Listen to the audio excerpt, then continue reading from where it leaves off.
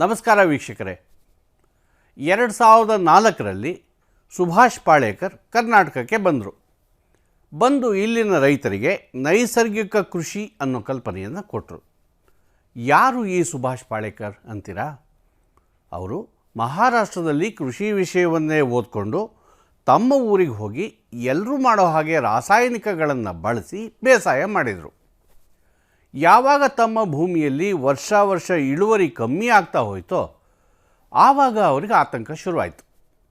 ಯಾಕೆ ಹೀಗಾಗತ್ತೆ ಅಂತ ಹೋಗಿ ಯೂನಿವರ್ಸಿಟಿ ಪ್ರೊಫೆಸರ್ಗಳನ್ನು ಕೇಳಿದರೆ ಅದು ಹಾಗೇನೆ ಅಂತ ಉತ್ತರ ಬಂತು. ಸುಭಾಷ್ ಪಾಳೇಕರ್ ಉತ್ತರಗಳನ್ನು ಹುಡುಕಕ್ಕೆ ಶುರು ಮಾಡಿದರು.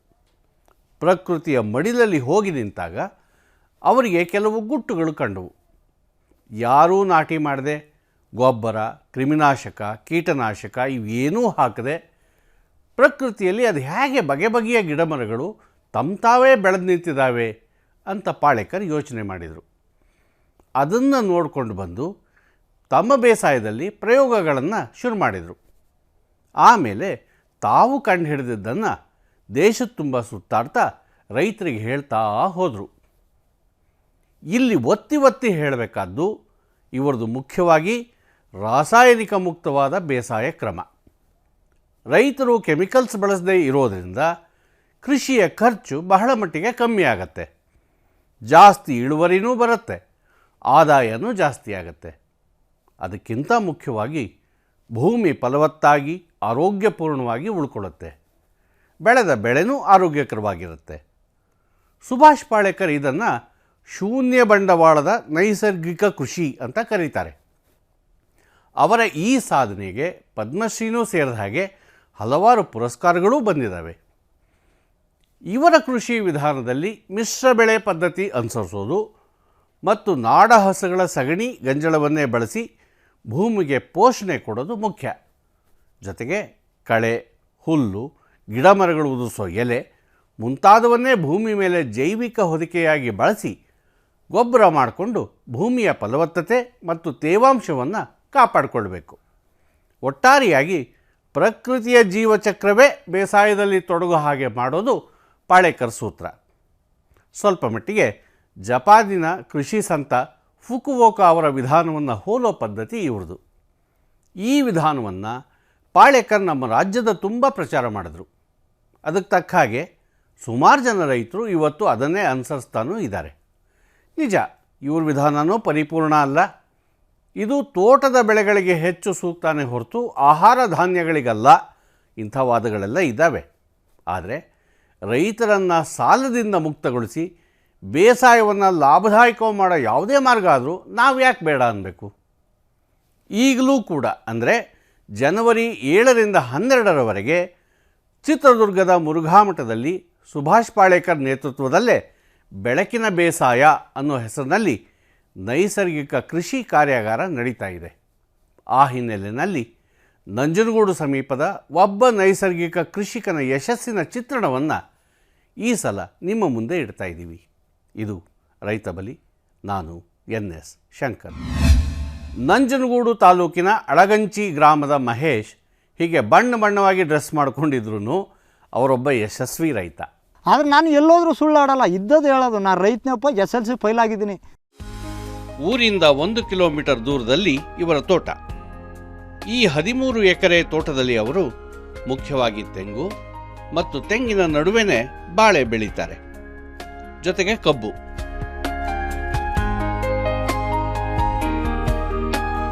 ಸುಮಾರು 200 ತೆಂಗಿನ ಗಿಡಗಳು ಮತ್ತು 1,500 ಬಾಳೆ ಗಿಡಗಳು 4.5 ಎಕರೆಗಳಲ್ಲಿ ಹಬ್ಬಿಕೊಂಡಿದ್ದರೆ ಇನ್ನು 4.5 ಎಕರೆಯಲ್ಲಿ ಕಬ್ಬು ಹಾಕಿದ್ದಾರೆ.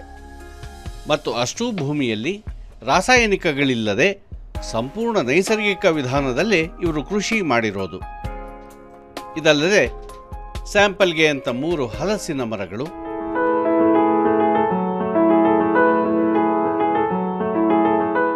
8 ಕಿತ್ತಳೆ ಗಿಡಗಳು ಹಾಗೂ ಅಲ್ಲೊಂದು ಇಲ್ಲೊಂದು ಸಪೋಟ, ಸೀಬೆ ಗಿಡಗಳು ಇವೆ.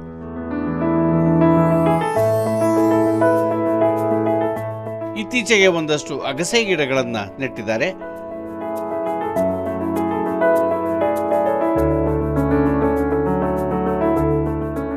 ಮತ್ತು ಆ ಗಿಡಗಳ ಮೇಲೆ ಹಬ್ಬಲಿ ಅಂತ ವೀಳ್ಯದೆಲೆ ಬಳ್ಳಿಗಳನ್ನು ನೆಟ್ಟಿದ್ದಾರೆ.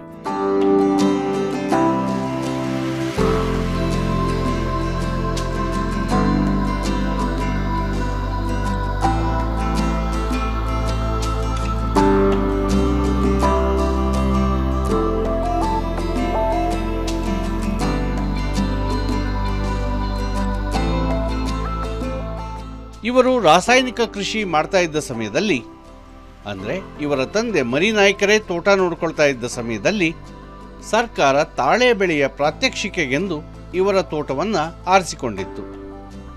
ಆಗ ಸುಮಾರು 3 ಎಕರೆಯಲ್ಲಿ ತಾಳೆ ಬೆಳೆದಿದ್ದ ಮರಿನಾಯ್ಕರಿಗೆ ರಾಜ್ಯ ಹಾಗೂ ಜಿಲ್ಲಾ ಮಟ್ಟದ ಸನ್ಮಾನಗಳು ಸಂದಿದ್ದವು.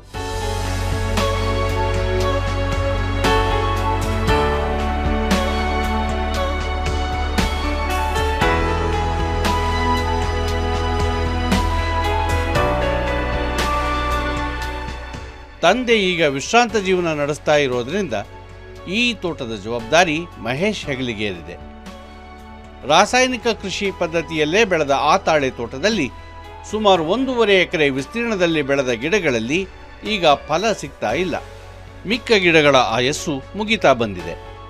ಮುಂದಕ್ಕೆ ಆ ಜಾಗದಲ್ಲೂ ಕಬ್ಬು ಬೆಳೆಯುವ ಉದ್ದೇಶ ಇದೆ ಅಂತಾರೆ ಮಹೇಶ್. ಅದು ಸರಿ, ಆದರೆ ತಮ್ಮ ಸುತ್ತಮುತ್ತ ಎಲ್ಲರೂ ರಸಗೊಬ್ಬರ, ಕ್ರಿಮಿನಾಶಕಗಳ ಕೆಮಿಕಲ್ ಹಾದಿ ಹಿಡಿದಿರುವಾಗ ಇವರೊಬ್ಬರು ಅದು ಹೇಗೆ ನೈಸರ್ಗಿಕ ಕೃಷಿ ಜಾಡಿಗೆ ಬಂದರು? 2004ರಲ್ಲಿ ನಮ್ಮ ಬ್ರದರ್ ಅವರು ಬನ್ನೂರು ಕೃಷ್ಣಪ್ಪ ಅವ್ರ ತೋಟಕ್ಕೆ ಹೋಗಿ ನೋಡ್ಕೊಬಾ, ನೈಸರ್ಗಿಕ ಕೃಷಿ ಮಾಡ್ತಾ ಇದ್ದಾರೆ, ಹೆಂಗೆ ಬೆಳೀತಾರೆ ನೋಡ್ಕೊಬಾ ಅಂತ ಹೇಳಿದ್ರು ನಮ್ಮ ಅಣ್ಣ ಅವರು. ಆವಾಗ ನಮ್ಮ ಅಣ್ಣ ಅವ್ರು ಹೇಳಿದ್ಮೇಲೆ ನಾನು ಬನ್ನೂರು ಕೃಷ್ಣಪ್ಪ ಅವ್ರ ತೋಟಕ್ಕೆ ಹೋಗಿ ನೋಡ್ಕೊಂಬಂದೆ. ಒಂದು ಏಲಕ್ಕಿ ಬಾಳೆಗೊನೆ 40 kg ಬೆಳೀತಾಯಿದ್ರು. ಮತ್ತು ಅಲ್ಲಿಂದ ಬಂದಮೇಲೆ ಪುನಃ ಚಾಮರಾಜನಗರದಲ್ಲಿ ಸುಭಾಷ್ ಪಾಳ್ಯಕರ್ ಅವ್ರದ್ದು ಫಂಕ್ಷನ್ ಬಿತ್ತು ಸರ್. ಆಗ ಅಲ್ಲಿಗೂ ಹೋಗಿ ನಾನು ಸುಮಾರು ವಿಷಯಗಳು ತಿಳ್ಕೊಂಡು ಬಂದೆ. ಪುನಃ ನಮ್ಮ ಪಕ್ಕದಲ್ಲಿ ಸುತ್ತೂರ್ಲು ನಡ್ತು ಸರ್. ಅವಾಗ ಸುತ್ತೂರ್ಲು ಸುಭಾಷ್ ಪಾಳ್ಯಕರ್ ಅವರು ಟ್ಯೂಷನ್ ಕೇಳಿ ನಾವು ಯಾಕೆ ಮಾಡಬಾರ್ದು ಇದು ಅಂತ ಬಂದು ನಾನು 2004ರಿಂದ ಮಾಡೋಕ್ಕೆ ಸ್ಟಾರ್ಟಿಂಗ್ ಮಾಡಿದೆ ಸರ್. ನೈಸರ್ಗಿಕ ಕೃಷಿ ಸ್ಟಾರ್ಟಿಂಗ್ ಮಾಡಿದೆ, ಶುರು ಮಾಡಿದೆ. ಈ ಹಾದಿ ಆರಿಸ್ಕೊಂಡಿದ್ರಿಂದ ಏನಾಯಿತು? ಅದಕ್ಕಿಂತ ಮೊದಲಾಗೆ ರಾಸಾಯನಿಕ ಕೃಷಿ ಮಾಡ್ತಾಯಿದ್ದಾಗ ಖರ್ಚು ಜಾಸ್ತಿ ಆಗ್ತಿತ್ತು ಸರ್, ಆದರೆ ಆದಾಯ ಕಮ್ಮಿ. ಈ ನೈಸರ್ಗಿಕ ಕೃಷಿಯಲ್ಲಿ ಖರ್ಚು ಕಮ್ಮಿ ಆದರೂ ಸ್ವಲ್ಪ ಲಾಭ ಪರವಾಗಿಲ್ಲ ಸರ್. 1 ಎಕರೆಗೆ ಮಿನಿಮಮ್ಮು ಅಂದ್ರೆ ನೈಸರ್ಗಿಕ ಕೃಷಿಲಿ ನೋಡಿ ಸರ್ 20ರಿಂದ 15 ಸಾವಿರ ರೂಪಾಯಿ ಖರ್ಚಾಗುತ್ತೆ. ಅದೇ ರಾಸಾಯನಿಕ ಕೃಷಿಲಿ 30ರಿಂದ 35 ಸಾವಿರ ರೂಪಾಯಿ ಆಗುತ್ತೆ ಖರ್ಚು. ನೈಸರ್ಗಿಕ ಕೃಷಿಗೆ ಮುಖ್ಯವಾಗಿ ಬೇಕಾದ್ದು ಜೀವಾಮೃತ ಮತ್ತು ಬೀಜಾಮೃತ. ಅದಕ್ಕೆ ಅಗತ್ಯವಾದದ್ದು ನಾಡ ಹಸುವಿನ ಸಗಣಿ ಮತ್ತು ಗಂಜಳ. ಸರ್ ಜೀವಾಮೃತ ಅಂದ್ರೆ ನೋಡಿ ಸರ್ 10 kg ಸಗಣಿ, 5ರಿಂದ 8 ಲೀಟ್ರ್ ಗಂಜಲ, 2 kg ದ್ವಿದಳ ಧಾನ್ಯದ ಹಿಟ್ಟು, 2 kg ಕಪ್ಪು ಬೆಲ್ಲ, ಜಮೀನ್ದು 2 ಇಡಿ ಮಣ್ಣು, ಅದನ್ನೆಲ್ಲ 200 ಲೀಟ್ರ್ ನೀರಿಗೆ ಹಾಕಿ ಒಂದು ಡ್ರಮ್ಗೆ ಮಿಕ್ಸ್ ಮಾಡಿ ಸ್ಟಾರ್ಟಿಂಗು 1ರಿಂದ 7 ಡೇಸ್ವರೆಗೂ ಅದು ಒಂದೇ ಸೈಡ್ ಕಳ್ಕೊಬೇಕು ಸರ್. ಅದು 3 ದಿನ ಆದ ನಂತರ ಅದು ಜಮೀನಿಗೆ ಕೊಡ್ಬೇಕು ಸರ್. ಅದು ತೇವಾಂಶ ಇದ್ದಾಗ ಮಾತ್ರ ಕೊಡಬೇಕು. ಇವಾಗ ಏನಪ್ಪ ಅನುಕೂಲ ಅಂದರೆ ನನಗೆ ಡ್ರಿಪ್ ಮಾಡಿಸಿರೋದ್ರಿಂದ ಇನ್ನೂ ಅನುಕೂಲ ಸರ್. ಮೊದಲೆಲ್ಲ ನಾನು ತಗೋಗಿ ಚೆಲ್ಗಲ್ ಆಗ್ತಾಯಿದ್ದೆ, ಈಗ ಡ್ರಿಪ್ ಮಾಡಿಸಿದ್ರೆ ಇನ್ಲೈನ್ ಮುಖಾಂತರ ಕೊಡ್ತಾಯಿದ್ದೀನಿ ಸರ್. ಇವಾಗ ಮಹೇಶ್ ತೋಟಕ್ಕೆ ನೀರು ಬೇಕಲ್ಲ, ಅದಕ್ಕಾಗಿ ಅವರೇನು ವ್ಯವಸ್ಥೆ ಮಾಡ್ಕೊಂಡಿದ್ದಾರೆ? ನೀರಿಗಾಗಿ ತೋಟದಲ್ಲಿ 4 ಬೋರ್ವೆಲ್ಗಳಿದ್ದಾವೆ. ಜೊತೆಗೆ ಮಹೇಶ್ ತೋಟ ಇಡೀ ಹನಿ ನೀರಾವರಿ ವ್ಯವಸ್ಥೆ ಮಾಡಿಕೊಂಡಿದ್ದಾರೆ.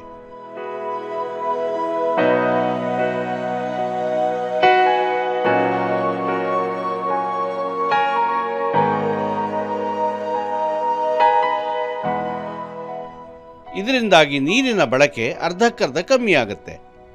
ಅಲ್ಲದೆ ನೈಸರ್ಗಿಕ ವಿಧಾನದ ಕಾರಣಕ್ಕೆ ಸಮೃದ್ಧ ಇಳುವರಿನೂ ಸಾಧ್ಯ ಆಗ್ತಾ ಇದೆ.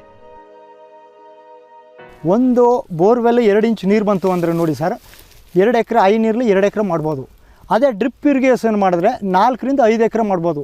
5 ನೀರಲ್ಲಿ ಕಳ ಬರುತ್ತೆ, ಡ್ರಿಪ್ ಇರಿಗೇಷನಲ್ಲಿ ಕಳನೂ ಬರಲ್ಲ ಸರ್.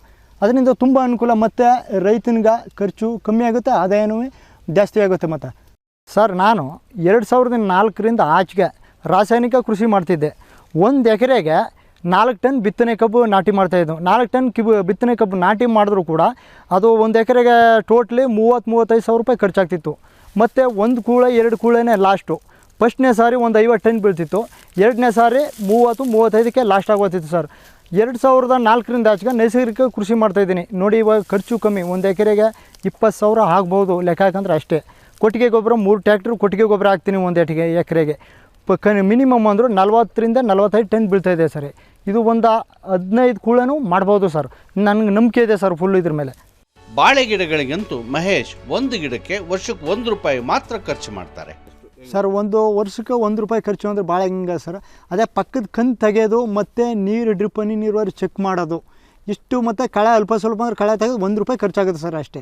ಒಂದು ಗಿಡ ಕೇವಲ 5 kg ಬಂದರೂ ₹100 ಆಗುತ್ತೆ ಸರ್. ₹20 kg ಅಂದರು. ಅದು ರೈಟ್ ಜಾಸ್ತಿ ಆದಾಗ ಜಾಸ್ತಿನೂ ಆಗ್ಬೋದು ಸರ್. ಅದರಿಂದ ಇದೇ ಸಾಕು ನನಗೆ ಅನುಕೂಲ ಅನ್ಕೊಂಡು ಇದನ್ನೇ ಕಂಪ್ಲೀಟಾಗಿ ಮಾಡ್ತಾಯಿದ್ದೀನಿ ಸರ್. ಅಷ್ಟೇ ಅಲ್ಲ, ಬಾಳೆಯಲ್ಲಿ ಮಹೇಶ್ ಹಲವಾರು ಪ್ರಯೋಗಗಳನ್ನೂ ನಡೆಸಿದ್ದಾರೆ. ಸರ್ ನೋಡಿ, ಬಾಳೆ ಗೊನೆ ಕಟಾವು ಮಾಡಬೇಕು ಅಂದರೆ ಬರೀ ಗೊನೆ ಮಾತ್ರ ಕಟಾವು ಮಾಡ್ಕೋಬೇಕು. ಈ ರೀತಿ ದಿಂಡು ಹಿಂಗೆ ಇದ್ರೆ ಪಕ್ಕದ ಕಂದು ದಷ್ಟು ಪುಷ್ಟವಾಗಿ ಚೆನ್ನಾಗಿ ಬರುತ್ತೆ. ಬರೀ ಇದು ತಾಯಿ ಕಂದು ಅಂತ ಇದಕ್ಕೆ ಬರೋದೋನಿ, ಅದಕ್ಕೆ ಪಕ್ಕದ ಕಂದಿಗೆ ಸಾರಾಂಶ ಕೊಡ್ತದೆ. 1-2 ತಿಂಗಳು ನೀರಿಲ್ಲ ಅಂದರೂ ಇದರಲ್ಲಿರೋ ಸಾರಾಂಶನೆಲ್ಲ ಪಕ್ಕದ ಕಂದು ಕೊಡ್ತದೆ. ಅದಕ್ಕೋಸ್ಕರ ನೋಡಿ ಇವಾಗ ದಷ್ಟು ಪುಷ್ಟವಾಗಿದೆ. ಮತ್ತು ಇವಾಗ 12ನೇ ಕಟಾವು ನಡೀತದೆ ನಂದು ಬಾಳೆ. ನೋಡಿ ಸರ್, ಇದೇ ಕಂದು ಒಣಗಿ ಎಲ್ಲ ತರಗಾಗಿ ಕೀಳ್ಕ ಅದೇ ಬಿದ್ದೋಗುತ್ತೆ ಸರ್. ಆವಾಗ ಪಕ್ಕದ ಕಂದು ದಷ್ಟು ಪುಷ್ಟವಾಗಿ ಬೆಳೀತಾ ಇರುತ್ತೆ. ಪ್ರತಿಯೊಂದು ಗಿಡನೂ ಹಂಗೆ ಮಾಡಿದ್ದೀನಿ ನೋಡಿ ಸರ್, ಅಲ್ಲೆಲ್ಲ ಇದೆ.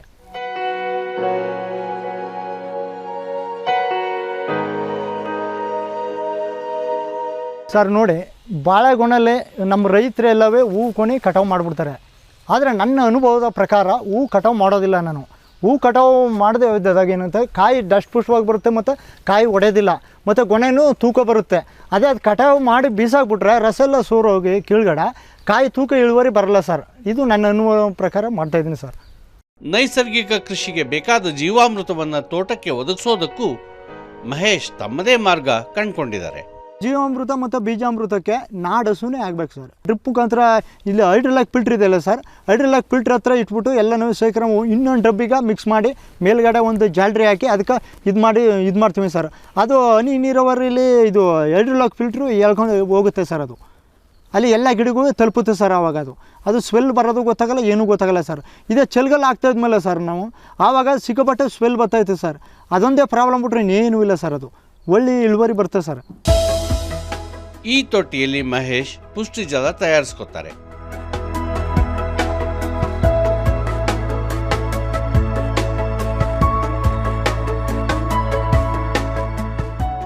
ಆದರೆ ಏನಿದು ಪುಷ್ಟಿ ಜಲ? 10 ಅಡಿ ಅಗಲ 20 ಅಡಿ ಉದ್ದ ಒಂದು ತೊಟ್ಟಿ ಮಾಡಿಸಿದ್ದೀನಿ ಸರ್ ನಾನು, ಕಾಂಕ್ರೀಟ್ ತೊಟ್ಟಿ. ಆ ತೊಟ್ಟಿಗೆ 1 ಟ್ರ್ಯಾಕ್ಟ್ರ್ ಕೊಟ್ಟಿಗೆ ಗೊಬ್ಬರ ಹಾಕ್ತೀನಿ. ಕೊಟ್ಟಿಗೆ ಗೊಬ್ಬರ ಹಾಕ್ಬಿಟ್ಟು ಅದಕ್ಕೆ ನೀರು ತುಂಬಿಬಿಡೋದು ಸರ್. ನೀರು ತುಂಬಿಬಿಟ್ಟು ಒಂದು 15 ದಿನ ಚೆನ್ನಾಗಿ ಕಲ್ಕ್ಬಿಡೋದು ಸರ್. ಅದು ಕಲ್ಕಿದಾಗ ತೊಪ್ಪದು ಸಗಣಿದೆಲ್ಲ ಕಲ್ತ ನೀರಿಗೆ ಇದಾಗುತ್ತೆ ಸರ್. ಅದನ್ನೇ ಪುಷ್ಟಿ ಜಲ ಅಂತ ನಾನು 1 HP ಮೋಟ್ರ್ ಮಡಿಕೊಂಡು ಅಲ್ಲಿಂದ ಹನಿ ನೀರಾವರಿಗೆ ಲಿಫ್ಟ್ ಮಾಡ್ತೀನಿ ಸರ್. ಅಲ್ಲಿಂದ ಎಲ್ಲ ಗಿಡಕ್ಕೂ ಹೋಗುತ್ತೆ ಸರ್. ಮತ್ತು ಬಾಳೆ, ಕಬ್ಬು, ತೆಂಗು ಎಲ್ಲಕ್ಕೂ ಕೊಡ್ತಾಯಿದ್ದೀನಿ ಸರ್. ಅದು ಅದರಿಂದ ತುಂಬ ಅನುಕೂಲ ಇದೆ ಸರ್ ಇವಾಗ.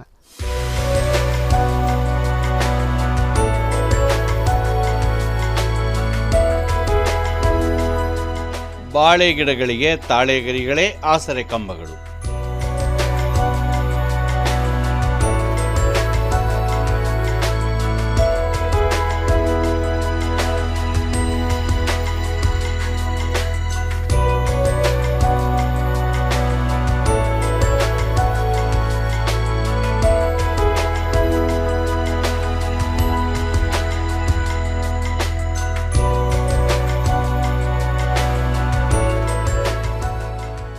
ಮತ್ತು ಇಡೀ ತೋಟದ ಭೂಮಿಯ ಫಲವತ್ತತೆಯನ್ನು ಜೈವಿಕ ಹೊದಿಕೆ ಕಾಯುತ್ತಿದೆ. ವಿವಿಧ ಗಿಡಗಳ ಗರಿಗಳು, ಕಳೆ ಇವೆಲ್ಲವೂ ಗಿಡಗಳಿಗೆ ಒದಗಿ ಬರುವ ಸಾವಯವ ಗೊಬ್ಬರವಾಗಿದೆ.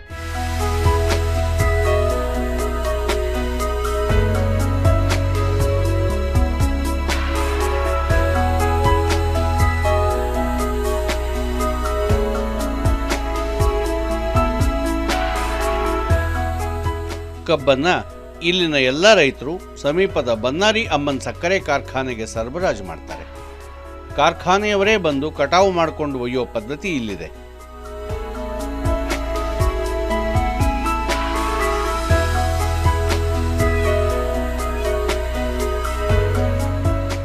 ಈ ಸಲ ತೆಂಗಿನಕಾಯಿಗೆ ದರ ಇಲ್ಲದೆ ಇರೋದ್ರಿಂದ ಮಹೇಶ್ ಎಳನೀರುಗಳನ್ನೇ ಮಾರಾಟ ಮಾಡ್ತಾ ಇದ್ದಾರೆ. ಸರ್, ತೆಂಗು ಯಾಕೆ ಎಳ್ನೀರು ಕೊಡ್ತಾ ಇದ್ದಾನೆ ಅಂದರೆ ಕಾಯಿ ರೇಟ್ ಇಲ್ಲ. ಕಾಯಿ ಕೇವಲ ಒಂದು 5ರಿಂದ 6 ರೂಪಾಯಿ. ಅದೇ ಎಳ್ನೀರು ನೋಡಿ ಸರ್, ಒಂದು ಎಳ್ನೀರಿಗೆ 12 ರೂಪಾಯಿ ತಗೋತಾರೆ. ಮತ್ತು ಕಟಾವು ಅವರೇ ಮಾಡ್ಕೋತಾರೆ, ಅವರೇ ಒತ್ಕೋತಾರೆ, ತಗೋತಾರೆ, ಪ್ಲಾಟ್ಲೇ ಅಮೌಂಟ್ ಸೇಲ್ ಮಾಡ್ತಾರೆ ಸರ್. ಅದಕ್ಕೋಸ್ಕರ ಇವಾಗ ಎಳ್ನೀರನ್ನೇ ಫುಲ್ ಕೊಡ್ತಾಯಿದ್ದೀನಿ ಸರ್ ನಾನು. ಮಹೇಶ್ ಮೂಲತಃ ಕೃಷಿ ಕುಟುಂಬಕ್ಕೆ ಸೇರಿದವರು. ಇವರ ಅಣ್ಣ ತಮ್ಮಂದರು ಮಾಡೋದು ಬೇಸಾಯನೇ. ಆದರೆ ಕುಟುಂಬದಲ್ಲಿ ನೈಸರ್ಗಿಕ ಕೃಷಿ ಮಾಡ್ತಾ ಇರೋದು ಮಹೇಶ್ ಒಬ್ಬರೇ.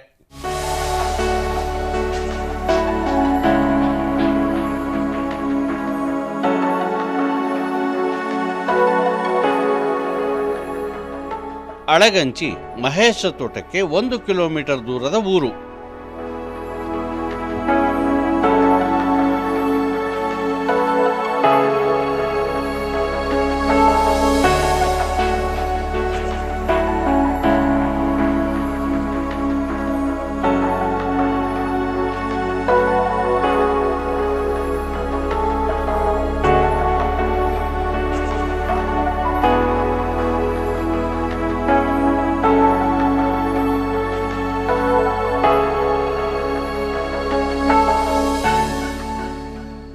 ತಂದೆ, ತಾಯಿ, ಅಣ್ಣ ತಮ್ಮಂದರು ಮತ್ತವರ ಸಂಸಾರಗಳ ಕೂಡು ಕುಟುಂಬ.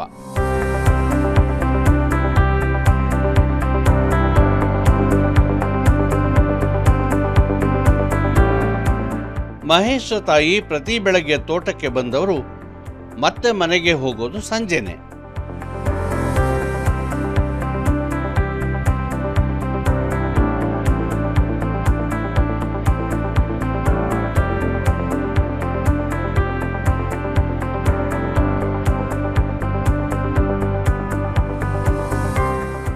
ಮಹೇಶ್ ಜೀವನವಂತೂ ತೋಟದಲ್ಲಿ ಪ್ರಕೃತಿಯ ಸೊಬಗಿನೊಂದಿಗೆ ಬೆರೆತು ಹೋಗಿದೆ.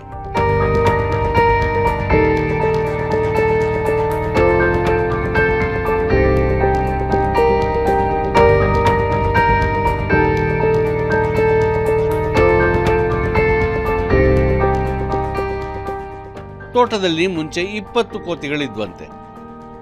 ಅದರಲ್ಲಿ 15 ಕೋತಿಗಳನ್ನು ಬೋನಿಟ್ಟು ಹಿಡಿದು ಹೊರಕ್ಕೆ ಸಾಗಿಸಿದ್ದಾರೆ. ಉಳಿದ 5 ಕೋತಿಗಳು ಎಳ್ನೀರು ಕಿತ್ತು ತಿಂತವೆ, ಬಾಳೆಹಣ್ಣು ಕಿತ್ಕೋತವೆ. ಹಲಸಿನ ಹಣ್ಣುಗಳಂತೂ ಕೋತಿಗಳು ತಿಂದು ಉಳಿಸಿದ್ದಷ್ಟೇ ಮಹೇಶ್ ಕೈಗೆ ಸಿಕ್ಕೋದು. ಅದರಿಂದ ಅವರಿಗೆ ಬೇಜಾರೇನೂ ಇಲ್ಲ. ತೋಟದ ವೃತ್ತಿಯಲ್ಲಿ ಅವರಿಗೆ ನೆಮ್ಮದಿ ಇದೆ, ಆದಾಯ ಇದೆ. ನೈಸರ್ಗಿಕ ಕೃಷಿ ಅವರಿಗೆ ಕೊಟ್ಟಿರೋ ವರದಾನ ಇದು. ಈ ವರ್ಷ ಹಾಗೆ ನೋಡಿದ್ರೆ ಮಳೆ ಇಲ್ಲ. ಅಷ್ಟಾದರೂ ಅವರ ಆದಾಯಕ್ಕೇನು ತೀರಾ ಹೊಡೆತ ಬಿದ್ದಿಲ್ಲ. ಮಳೆ ಇಲ್ಲದಕ್ಕೆ ಈ ಸಾರಿ ಕಬ್ಬು ಇಳುವರಿ ಸ್ವಲ್ಪ ಕುಂಠಿತ ಆಗಿದೆ ಸರ್. ವರ್ಷ ನೋಡಿ ಸರ್, ಒಂದು ಎಕರೆಗೆ 45ರಿಂದ 40 ಟನ್ ಬೀಳ್ತಿತ್ತು. ಈ ಸಾರಿ ಒಂದು 5 ಟನ್ ಕಮ್ಮಿ ಆಗಿದೆ ಸರ್. ಎಲ್ಲಕ್ಕಿಂತ ಮುಖ್ಯವಾಗಿ ಮಹೇಶ್ ತಲೆ ಮೇಲೆ ಸಾಲ ಇಲ್ಲ. ಸಾಲ ಇಲ್ದಿರೋ ರೈತನಿಗಿಂತ ಭಾಗ್ಯಶಾಲಿ ಯಾರಿದ್ದಾರೆ? ಸಾಲ ಅಂತ ಇಲ್ಲ ಸರ್. ಸಾಲ ಏನು ಮಾಡ್ತಾಯಿಲ್ಲ ಸರ್. ಏನು ಸರ್, ಕೆಮಿಕಲ್ ಹಾಕಾಗಿಲ್ವಲ್ಲ ಸರ್, ಇನ್ನೇಗೆ ಸರ್ ಸಾಲನೇ ಬೇಕಾಗಿಲ್ಲ ಸರ್. ಬೇರೆ ರೈತರು ಇವರ ಯಶಸ್ಸನ್ನು ಕಣ್ಣಾರೆ ಕಂಡಿದ್ದಾರೆ. ಅಷ್ಟಾದರೂ ಅವರು ಇವ್ರ ಥರ ನೈಸರ್ಗಿಕ ಹಾದಿ ಹಿಡಿಲಿಲ್ವಲ್ಲ ಅಂತ ಮಹೇಶ್ಗೆ ಬೇಜಾರು. ಇಲ್ಲ ಸರ್, ಯಾರೂ ಮಾಡ್ತಾಯಿಲ್ಲ ಸರ್. ನಾನು ಸುಮಾರು ಜನಕ್ಕೆಲ್ಲ ಹೇಳಿದ್ದೀನಿ, ನೋಡ್ತಾನಾದ್ರೆ. ಆದರೆ ಇದ್ರ ಮೇಲೆ ಯಾರಿಗೂ ನಂಬಿಕೆ ಇಲ್ಲ ಸರ್. ಅದೇ ನೈಸರ್ಗಿಕ ಕೃಷಿ ಮಾಡಿದ್ರೆ ಸಾಲನೂ ಇಲ್ಲ, ಏನೂ ಇಲ್ಲ ಸರ್. ಆದರೆ ನಮ್ಮ ರೈತರಿಗೆ ನಂಬಿಕೆ ಇಲ್ಲ. ಯಾರು ಹೇಳಿದ್ರು ಮಾಡೋರು ನೋಡಿದ್ರು ಮಾಡಲ್ಲ, ಅವ್ನಿಗೆ ಹುಚ್ಚುಕೆ ಅಂತ ಹೇಳ್ತಾರೆ ಸರ್. ರೈತನ ಸಂಕಷ್ಟಗಳ ಮೂಲವೇ ಸಾಲ. ಅಂತಹ ಸಾಲದ ಚಕ್ರದಿಂದ ರೈತನನ್ನು ಪಾರು ಮಾಡಬಲ್ಲ ಉಪಾಯಗಳಲ್ಲಿ ನೈಸರ್ಗಿಕ ಕೃಷಿನೂ ಒಂದು. ಈಗ ಹೇಗಿದ್ರೂ ಚಿತ್ರದುರ್ಗದ ಮುರುಘಾಮಠದಲ್ಲಿ 12ನೇ ತಾರೀಕಿನವರೆಗೆ ಬೆಳಕಿನ ಬೇಸಾಯ ನೈಸರ್ಗಿಕ ಕೃಷಿ ಕಾರ್ಯಾಗಾರ ನಡೀತಾನೇ ಇದೆ. ಆಸಕ್ತಿ ಇರೋರು ಈಗಲೂ ಹೋಗಿ ಭಾಗವಹಿಸ್ಬೋದು. ಬೇಸಾಯ ಅಂದರೆ ನಾ ಸಾಯ ನೀ ಸಾಯ ಅಲ್ಲ ಅಂತ ಸಾಧಿಸಿ ತೋರಿಸೋ ವಿಧಾನಗಳು ನಮ್ಮಲ್ಲೇ ಇದ್ದಾವೆ. ರೈತರು ಯಾಕೆ ಆ ಹಾದಿ ಹಿಡಿಬಾರ್ದು?